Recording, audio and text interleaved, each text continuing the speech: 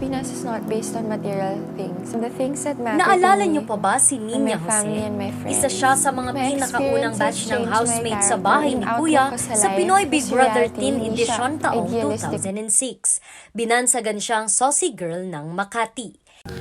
Nakita ko siya kahapon, sobrang down siya eh. Hindi man Oo, pinalad yun na kasi maging big winner, naging matunog ang pangalan niya sa mundo ng showbiz. Lumabas siya sa mga teleserye gaya ng Valiente, Love is Blind, The Adventures of Pedro Penduko, Shake, Rattle and Roll 10 at Tarot. Paglipas ng taon, ito na ngayon si Ninya Jose. Alam niyo po, layunin ng Team Kiambao Sabangan, purahin ang kahirapan sa ating bayan pagdating ng 2028. Siya ang reyna sa buhay ng Nais nating bilyonaryo makamit at ito. mayor ng Bayambang Kinakailangan Pangasinan namin na si magtulungan Cesar ng Kiambao. aking asawa at ng buong Team Kiambao Sabangan.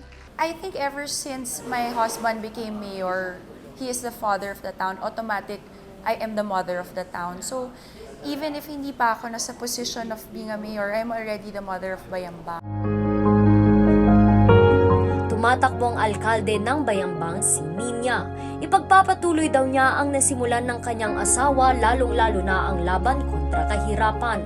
Kami po dito sa Bayambang, meron kaming revolusyon laban sa kahirapan. And mainly,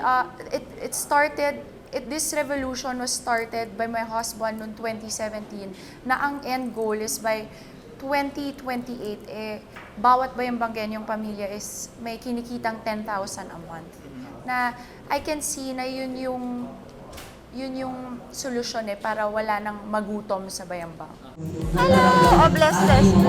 Isa sa mga isinusulong niyang advokasya ay ang proteksyon para sa mga bata at kababaihan. Kaugnay sa kanyang advokasiyang ito, inilunsad niya noong 2017 ang Abong na Araw. To house these kinds of cases kasi maraming ganyan that we don't know, and now by this time gusto ko malaman nila that they're not alone, that they have someone to call and someone will take care of them, and they will be okay.